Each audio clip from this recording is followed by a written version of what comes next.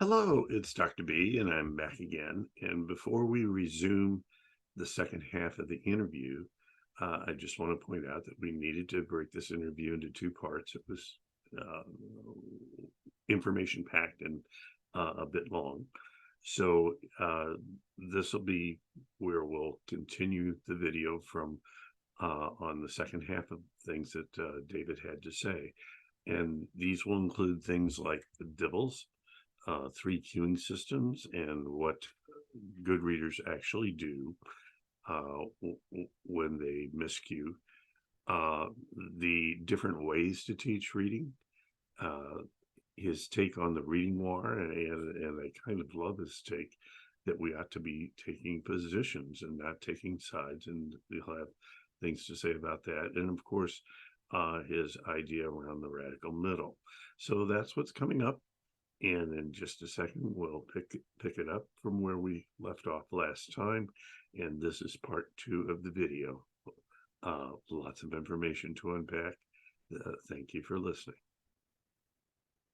So I think the definition matters a whole lot. Okay, which I think is a perfect segue into the next thing I'd like for you to talk about, which is the Dumas Test and what it does and doesn't test. And one of the points I make with my folks that I deal with around this is comparing the Dumas Test and questions on it to questions that you might find in a typical reading test. And I think you'll find they're very different. But I don't want to put words in your mouth, so I'm just going to say, talk about the Dumas.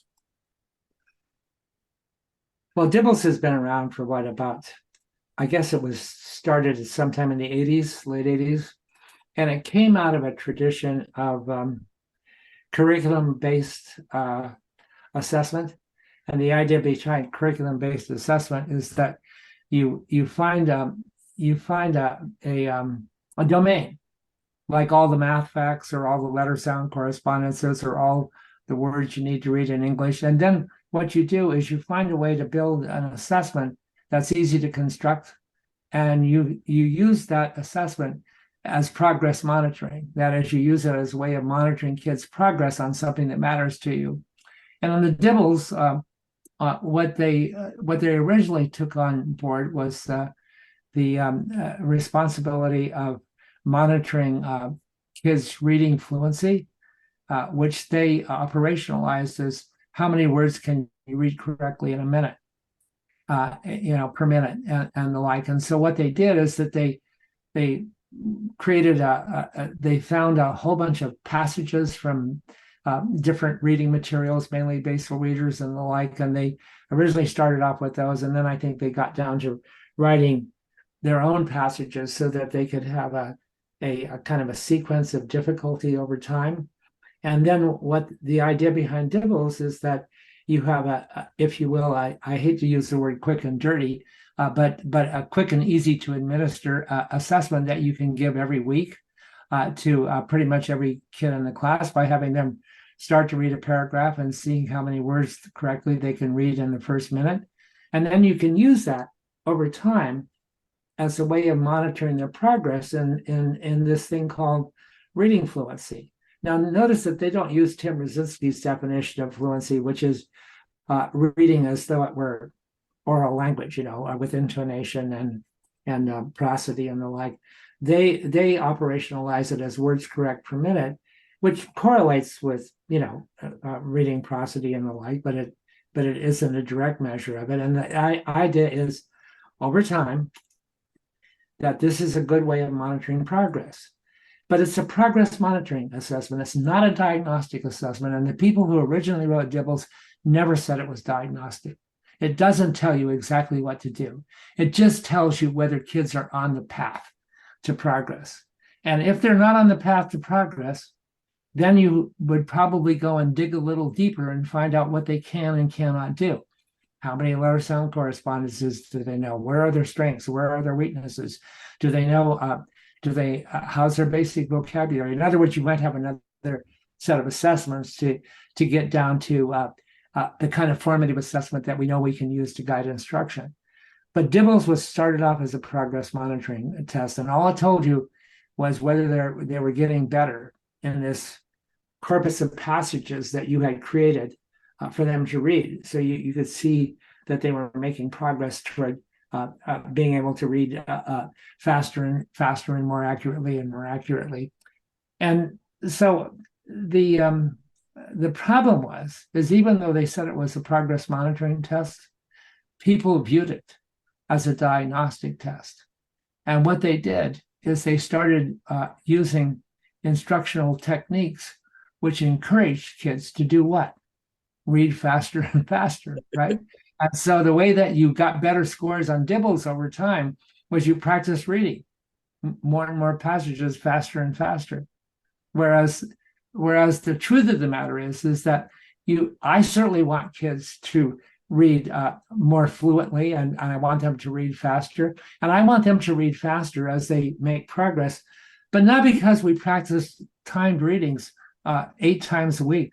I want them to read faster and faster because we've done such a good job with the rest of the curriculum, the vocabulary instruction, the identifying purposes for reading, the comprehension instruction, and some emphasis on fluency as reading with prosody so that it sounds like oral language. In other words, if it's a progress monitoring measure, you don't necessarily teach to that measure itself. You just use it as it's kind of like a thermometer. We take people's temperatures, but we don't assume that the only thing you do once you've taken the temperature is to do everything you can to raise or lower the temperature directly. You look for a cause and you try to root out that medical cause for it and then see if the temperature goes down. So I think that the problem with Dibbles is it's become an end unto itself. And until you can demonstrate to me that that if you teach to Dibbles, that other things like comprehension and vocabulary will get better, I'm not going to take it seriously as a diagnostic measure to guide instruction at all. Again, use it as a monitoring measure if you want, but don't draw the inference that the best way to improve Dibble scores is to just get kids to read faster and faster. I'm sorry, go ahead. Well, the other thing I was going to say is that the other thing that Dibbles does is that it takes advantage of the fact that you could have a whole population of kids, all of whom could read 95% of the words in a set of passages accurately. But if you measured how rapidly they can read those words, they would spread themselves out in a big distribution that looked like that. If you just measured their accuracy, they would look like this. They would all be accurate readers. But if you measured how fast they can do it, they would look like that. There are all kinds of examples in human experience where we can all do a task. We just do them at different rates because of individual differences in our experience with those tasks and our natural abilities and the like. So they're taking advantage of that fact, and I just think it's a mistake to use Dibbles as any sort of direct guide to pedagogy. Okay. And I guess one other issue I have with the way some folks are starting to use it, they've added a modified closed part to the Dibbles test and now try to pass it off as a comprehension test. And I take strong issue with that. But that said, and since I just hit a controversial topic, let's kind of end with the question of the 3 queuing system and whether or not it's really discredited. Your ideas around that? Yeah, I think of all the issues that I've seen come out of the science of reading debate, that the one about which a lot of the science of reading scholars and advocates are clearly united is that 3 queuing systems has been a disaster for everyone, and that we should never have gone down that path. And most people blame Ken Goodman most of the people from the science of reading side blame Ken Goodman with his famous article called Reading as a Psycholinguistic Guessing Game. A part of me wishes that that Ken had never used psycholinguistic guessing game as the metaphor for talking about what he meant when he wanted to emphasize the fact that readers, when they read, can read much more efficiently if they rely on their knowledge about print and about ideas in the world and about how words work. If you rely on all that knowledge that you bring to the printed page, then what that does for you is it minimizes the amount of attention that you have to pay to the visual stimuli on the page, and you can make the process of decoding symbols into sounds a lot more efficient by limiting the range of things that are possible when you try to figure out what a word says. So the idea is that if you know you're reading a passage about farm animals, and you see a word that starts with an H and has an O and then ends in an E, that you know it's much more likely to be horse than to be house or home and the like. So that and a lot of the folks within the science of reading community say that that's bad practice. Good readers don't guess, and bad readers and poor readers shouldn't guess. Is I think the message there. But I take 2 or 3 issues with this notion that the 3 queuing systems has been completely discredited. First of all, if you look at every model of reading, you can look at David Rumelhart's interactive model of reading. You could look at the parallel distributing process derived model that Mark Seidenberg uses. You can even look at Phil Goff's underlying model of reading behind his notion of the simple view. He's got this model called 1 second of reading model. And every one of those models has in it some kind of processor that takes into account the visual information on the page, if you will, the graphemic information. It's got some kind of processor that takes into account phonological information. And it's got some kind of processor that takes into account semantic word meaning and word category information and syntactic information. They all have all those processors. And so every existing model of expert reading has in it at least 3, maybe 4 or 5 queuing systems that readers have to take into account when they're extracting and constructing meaning from the printed page. So if 3 queuing systems are so bad, then my question is, why does every existing model of reading have them all in it? That's number one. Number two, the argument seems to me, well, even if all the models of reading have the 3 queuing systems in it, it's bad pedagogy to privilege top-down information, knowledge and knowledge of words and knowledge of topic and knowledge of language. It's bad pedagogy to privilege those over letter sound knowledge. Okay, that the first task facing the child is transforming graphemes, letters, into phonemes, sounds, and that's what you should focus on. And to make that point, they look at eye movement studies and they look at fMRI studies, both of which the eye movement studies support the idea that good readers show in their eye movements less reliance on context than poor readers do. And this is Keith Stanovich's interactive compensatory hypothesis that what good readers poor readers, because they're less efficient at transforming letters into sounds, will often use context to guess, and that leads to misreadings and things like that. That's hard to deny those data, and I believe them. But it seems to me that there are 2 other kinds of data that we should look at. Number one is that even if that's true, it's also the case that good readers tend to make miscues that are much more contextually constrained than poor readers, or less sophisticated readers. So the point being is that, and when do you make a miscue? You make a miscue when you're probably in a word solving mode. You're trying to figure out what the hell the word says or means, and you're using every resource at your disposal to do that.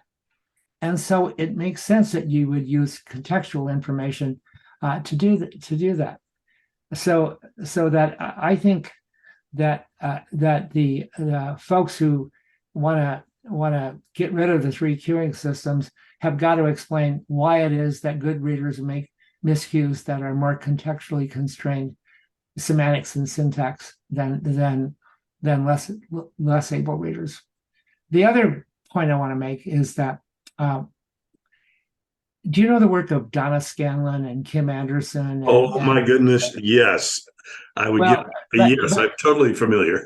Yeah, I don't think that the people who critique the three queuing systems can explain their findings, because what Donna and her colleagues consistently find is that if you use what I call a full toolbox of word solving skills, and by word solving skills, we mean those sources of information you rely on when you're trying to figure out what a word says and what it means. And what they find is that a full toolbox that includes, letter by letter decoding, and includes word family decoding. It includes some attention to sight words, but it also includes systematic attempts to use semantic and syntactic context to figure out what the word says. That those approaches consistently across many populations of younger and old and younger readers and kids who struggle to learn to read, who might be a little older, that a full toolbox of those tools is superior to just a letter sound decoding approach in helping kids make growth on standardized test scores of various sorts and the like. So my point is that if their claim that three queuing systems is ought to be eradicated, how are they going to explain those Scanland data that show that when kids have a full set of tools, including contextual clues, available to them, they make more progress in reading? I explain it, and Donna and her colleagues explain it in an old theoretical construct by Hank Gibson and Hank Levin and Eleanor Gibson, coming out of the 1960s. They said that what all readers need is a set for variability, because English is such an unpredictable, or English has such an unpredictable orthography writing system and translating it into sounds, that what you need is a set for variability. And what that means is that if you try one tool, like, doing letter by letter decoding and coming up with a pronunciation, and if that doesn't make sense, then you got to try something else. And so what makes sense in that is a set for variability. And how do you instantiate a set for variability? You got a lot of tools at your disposal. One doesn't work, you pick up another one. And kids need to develop exactly that kind of flexibility when trying to read English. And so I don't think that the critics of three queuing can explain all the evidence that's clearly hanging out there for us to examine. So and by the way, I think this is an area where we need some very, very systematic research. I think the research done by Donna, Kim Anderson, and Frank Valentino and the rest of the colleagues there is exemplary and pointing the way. But I'd like to see more research. I'd like to see us have a body of research that was sufficiently robust that we could draw, unassailable conclusions about this question. But I don't think that the science of the strong advocates of the science of reading have much of a leg to stand on by suggesting that teachers should avoid the three cueing. And I can't believe that we actually have laws in some states that forbid the use of three cueing. Telling kids not to use context clues when they're trying to figure out what a word says is like telling leaves not to fall or dogs not to bark. If you're in a problem situation and you can't figure out what the word says, you're going to use every resource at your disposal to figure it out, if you're a decent learner. Okay, well, I'll say this for my listeners and readers.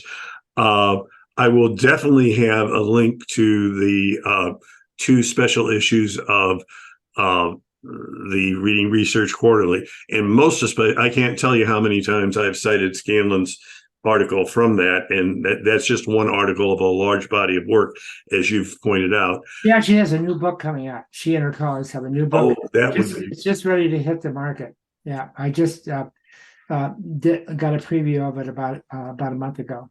Yeah. Okay. Well, I'll have some op-eds about that as well, that go beyond what we can talk about right now.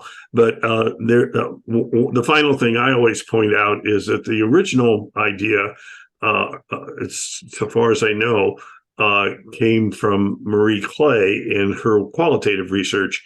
And that particular study where she discovered this, I went back and looked at it carefully. Turns out it was done on kids reading at normal readers. It was not done on readers that were poor readers. So the whole original concept of these normal readers were using these different cueing things. So it's just kind of like, oops, I will quickly concede that in some ways it's been misused and not used properly in the teaching of reading. But as you say, you can't deny leaves fall in the whole business. Okay. Well, let me also backtrack a little bit and say that I have absolutely no objection to kids learning any approach to phonics. As a matter of fact, if I were responsible for teaching early reading, I'd want kids to be able to do sequential decoding, the ta stuff. I don't think there's any problem with that. I also want them to do to recognize the fact that when we've got 5 words, all of which start with the letter B, that we can recognize the common sound and the common letter in those. That's analytic phonics. And I'm a big fan of word family phonics, that learning all the words that end in an, like dan, fan, can, nan. Those are all legitimate approaches to teaching phonics. And other things being equal, I would want kids to be able to do all of those things. But at the same time, I also want them to be as adept as they possibly can be at using contextual clues to narrow the range of possibilities and the like. And there are some words that you can only understand, that you can only pronounce correctly by reference to context. If you see RECORD in a sentence, it could be record, right? That's what we're doing right now. We're recording, and when we finish recording, we'll have a record of it, right? And you can't tell which way to pronounce that spelling without reference to the context in which it occurs. So I think context has to be an equally important part of these word reading and word solving skills. Okay, and you made one more point that I often make when I'm doing professional development, and that is that there really is more than one kind of phonics, and that by limiting us to just one single kind of phonics, the synthetic phonics, that the SOR people are not doing us any favors. Teachers also need to know about all those forms of phonics, and we could go on now for hours and hours more. This has been just fascinating, but before I say let's wrap things up, I'm going to say, did we leave out anything important, and if so, now's your chance. Well, yeah, right. Let me talk to an issue that I know is near and dear to you, Sam, and that is the issue of ending these damned wars. and I think that there's several things that we have to do. The first thing we have to do is we have to stop speaking for other people. when we have these debates, typically what a person from one side or the other does is they say, here's what the people on the other side say. And they assert a statement, a claim. And let me tell you what's wrong with that. And then they act as if the statement that they created themselves is an accurate representation of what the other side believes. And so often it's not. It's a paraphrase or often a caricature of the other person's belief. So let's stop speaking for other people. And if we stop speaking for other people and let them speak for themselves, then we're going to have to listen to one another. And that's another thing that we have to do, is that I wish we would come together, people who have different positions on this, and talk to one another so we can see what things we agree on and what things that are a stalemate for us, so we would at least know what to focus on. And then find out the degree to which new research might actually help us settle some of these issues that can't be settled by reference to existing research and theory and the like. And that means we if we can do this, we'll have to be we won't be engaging in false debates. One other thing, I just read this recently. There's this in an online blog about, this was not about reading, but it was about politics and why we have such a stalemate, Republicans versus Democrats in this country. And it was because people take sides, not positions. And I think that's what's wrong in the science of reading. People take sides. I'm on this side, I'm on the science of reading side, or I'm on the balanced literacy side. What we want people to do is to take positions. Like on this issue, here's what I think, here's the claim that I'm willing to make and try to support. And you can put your claim forward and somebody else can put their claim forward. And we can put those claims forward without being either, a Republican or a Democrat, a progressive or a skills monger, whatever you want to call it. We don't have to put people in these categories and not let them escape from those. So taking positions rather than sides would be an important thing to do. And I think unless we come together and have these conversations, we'll just keep shouting at one another. And then we'll end up fighting the battles in legislatures and in state departments of education. And we'll try to outdo one another by setting policies that tie the other people's hands. And I think that's bad. That's going to be bad for teaching and learning in our schools. I couldn't agree more. And actually, the most hopeful thing that's happened for me on this count is about 2 interviews ago, I interviewed Bruce Hewitt, and he has a model for doing exactly what you're talking about, getting all the sides talking together. And I'll send you, and I'll put a link to that in to this blog as well. So I think, and I just love the way you put that. That's going to be a soundbite coming out of this interview, that we ought to be taking positions, not sides. That's brilliant. So it's not mine. Okay, well, you're telling us about it is brilliant as well. Okay, and there's a philosopher named Sasha Monk, who's a kind of a neoliberal philosopher, political philosopher, and it's his position. But by the way, the radical middle that I talk about? Oh, yes, everyone's going to have a link to that. That's not mine either. I actually stole that from the cartoonist Jules Pfeiffer. Oh, really? He must be dead by now, but Jules Pfeiffer was a great satirist, cartoonist in the 50s through the 90s at least. And he used the term radical middle to describe Eisenhower's politics. Okay. Well, by the way, Eisenhower, those were not bad politics either. So well, if folks are unfamiliar with that piece, I'll make sure there's a link to it. And I think your reasoning on that, correct me if I'm wrong, but my take on it was every side has some points that are absolutely should be listened to. And if every position has some points that should be looking to. We've got to change our language. We're not on sides anymore. Thank you for that correction. I'll start monitoring myself for that position. Thank you. All right. Well, what a great way to end. Now we have one last tradition in a Bomberito interview, and it's a silly one. But what we do now is we smile and we do a Zoom wave goodbye. And before we do that, I cannot. This is for me professionally a moment to be talking to one of the very top researchers in the past couple of centuries, in my opinion. So thank you for your time. Thank you for your insights. Thank you for everything you've done and everything you're going to do in the reading world. And with that said, it's time to do a Zoom wave goodbye. Thank you. Back at you, Sam.